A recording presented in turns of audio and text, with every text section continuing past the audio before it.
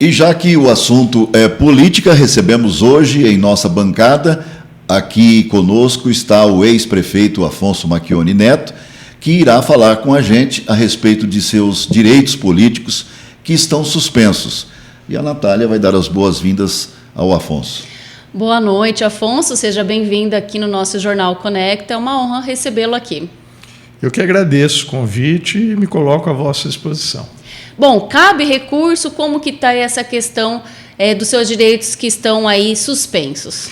Eu tive os meus direitos políticos suspensos, já deu trânsito em julgado, e também uma multa civil que também deu o trânsito em julgado. Nossos advogados estão recorrendo em função, inclusive, da nova lei de improbidade administrativa. Então, nós estamos aí nessa expectativa. E esse foi um processo, deixa eu falar um pouquinho a respeito dele. Fique à vontade, por favor. Que com relação ao Carnaval de 8, 9, 10 e 11, que nós fizemos aquelas compras na 25 de março e contratamos também, através da Associação dos Artesãos, alguns artesãos para nos ajudar no carro alegórico, nas fantasias, né? E aí o promotor entendeu que não tinha sido feito correto, qual era como ele achava que tinha que ser. Teria que ser uma licitação. Uma licitação só que englobava tudo isso, né? Se nós tivéssemos feito uma licitação só, nós estaríamos pagando muito mais caro, porque nem todas as empresas têm o artesão que você conhece, quem trabalha com isso em Catanduva, por exemplo, né?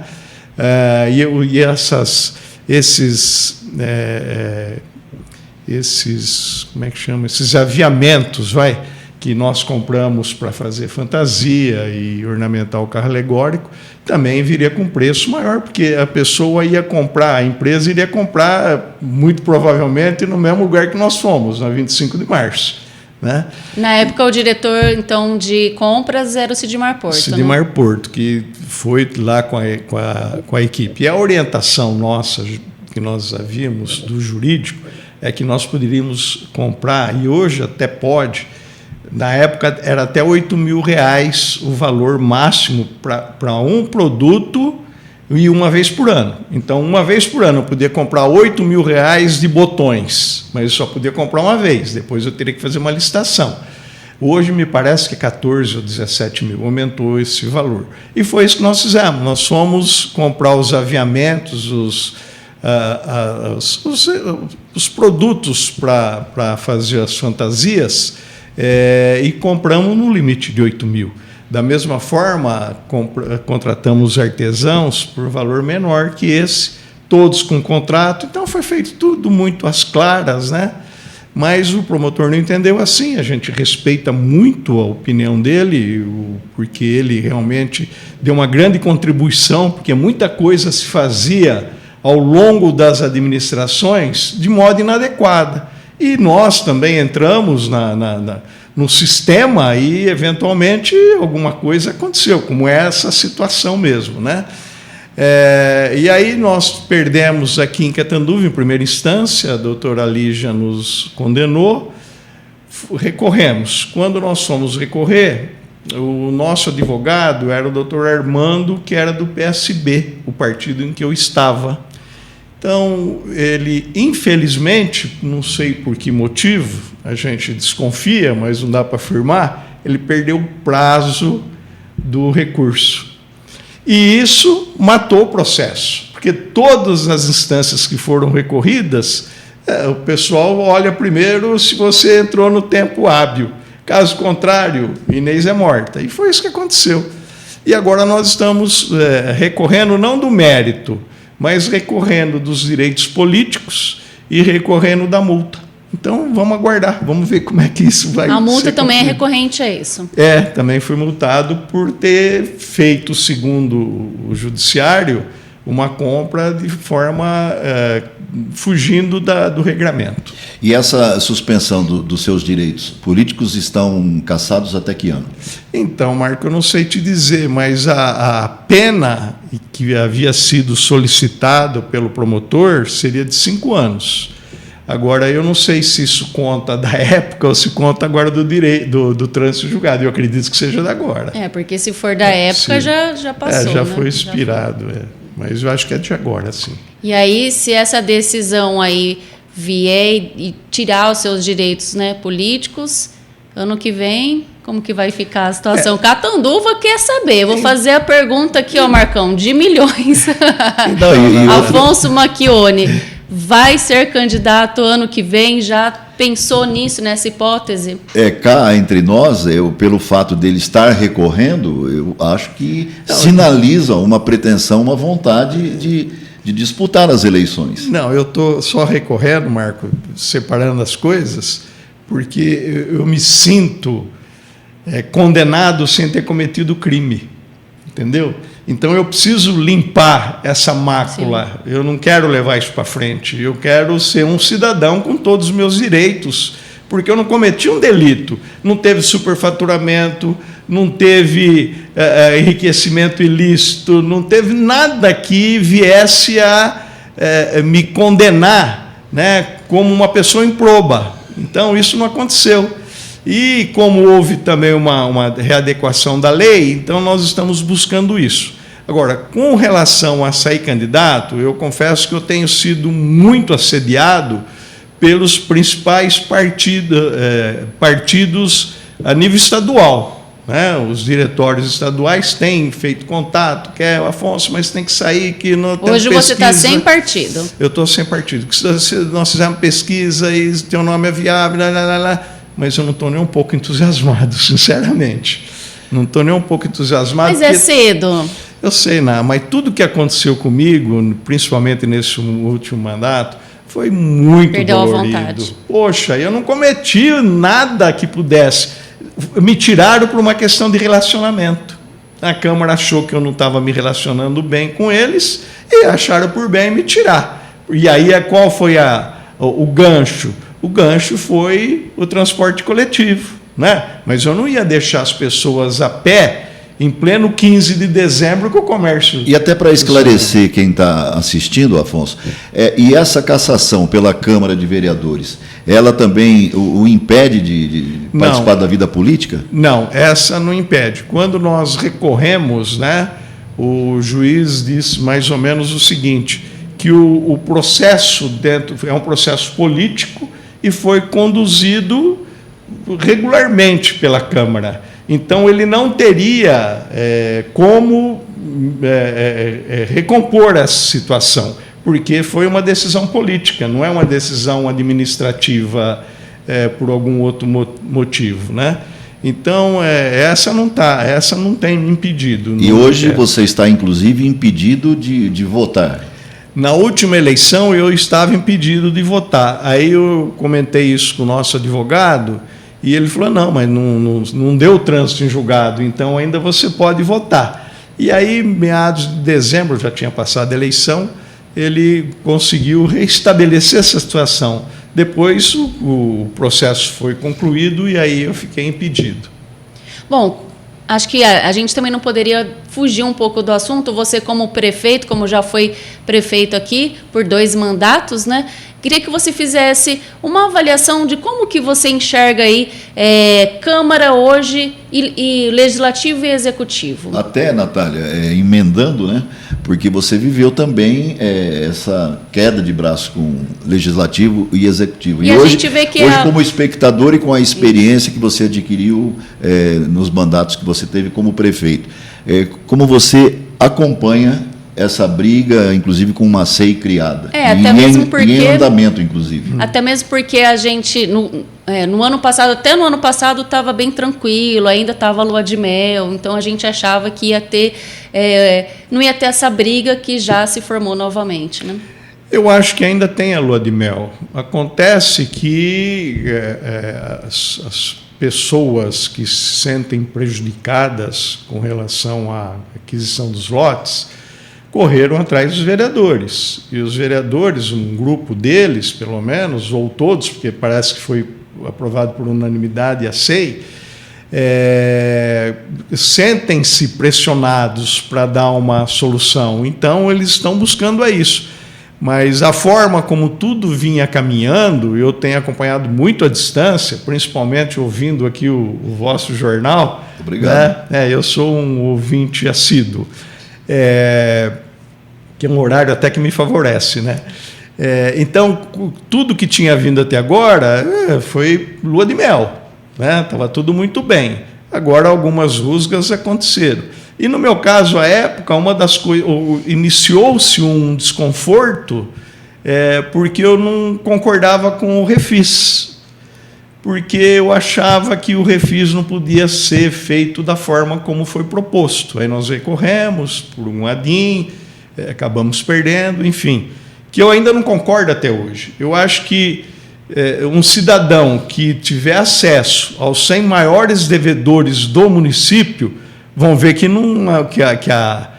o refis não é um negócio que vai beneficiar, muito pelo contrário. Quer dizer, beneficia esses 100 maiores, mas prejudica muito os recursos da prefeitura, no meu modo de ver. Eu acho que um refis cabe, se a lei o permitisse, um refis até R$50 mil, até R$20 mil, sei lá, para beneficiar aquele realmente que não tem condição de pagar. Agora, quem deve milhões, poxa vida, não tem sentido. E são grandes as pessoas que devem. Muito pelo contrário, eles que abrem mão de alguma coisa e pagam o que deve. Entendeu? Então, foi aí que eu me debati e tivemos aí um primeiro desconforto, né? Bom, mais alguma pergunta, Marcão? Eu quero fazer mais uma. O Marcão sempre gosta de finalizar. Manda lá. Aproveitar que são raras as vezes que a gente tem essa oportunidade, eu acho até que para esclarecer bastante também a quem assiste o Jornal Conecta, e vamos aproveitar essa oportunidade sim para fazer uma pergunta. O Afonso costuma dizer que ele não é político, mas viveu na vida política. Então a pergunta é exatamente sobre essas peças do tabuleiro, do xadrez que estão sendo mexidas, Afonso. Como é que você viu a mudança do prefeito Padre Oswaldo do PSDB para o PL? É muito difícil a gente comentar, né? Os bastidores nesse nível aí a gente não sabe como tudo aconteceu.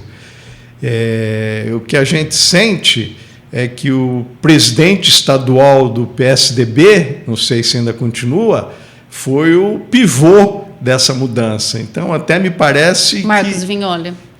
Me parece que aí faltou alguma, né? Poxa vida, eu sinto tipo uma traição, para não dizer outra palavra. Porque, se você está envolvido num partido de corpo e alma, num cargo elevadíssimo, como é que você está articulando no outro? Não é? Então, eu achei isso um pouco um desconforto. Eu vou pedir licença novamente para fazer a saideira. Essa é para encerrar. Afonso, considerando que você tem um processo, um recurso em andamento, caso você seja absolvido, qual seria o seu caminho? Que partido você acha que vai acolhê-lo para as disputas da próxima eleição para prefeito? Marco, tem algumas opções, mas eu não tenho pensado, porque como eu estou impedido, não dá para mim criar expectativa para mim mesmo, né? Então, talvez eu nem me filie mais, Marco. Muito provavelmente eu nem vou me filiar mais, porque se eu não estou entusiasmado para seguir, para que eu vou ter que me filiar e eu ouvir um monte de conversa, tá aqui, tá lá, e isso começa a ferver, enfim. Mas tem um prazo para se filiar? Tem um prazo, um período anterior à eleição, né? Encerra-se o prazo, não sei te dizer qual é. Dá tempo ainda. Até lá as coisas mudam, a política é muito dinâmica, né? E até lá eu acho que as coisas vão caminhar. Novos nomes também a gente já está ouvindo aqui de candidatos, né, possíveis candidatos aí a prefeito. Natália, olha. Eu já até sei a pergunta que ele vai fazer. Você acabou tocando o dedinho ali no Você fala muito, Natália. Olha, a gente tem que convidá-lo para um podcast. Você abriu agora a possibilidade para mais uma pergunta. Como é que o Afonso vê o número no aumento de cadeiras na Câmara Municipal, de 13 para 19, políticos. E também emendando já os salários tanto dos agentes políticos, né, prefeito, vice-prefeito, secretários e vereadores. Olha, eu questiono principalmente o salário dos vereadores e do vice-prefeito, né? O vice-prefeito é uma figura que, eventualmente, não tem uma participação tão ativa, né? No meu caso, por exemplo, a Marta teve porque me tiraram.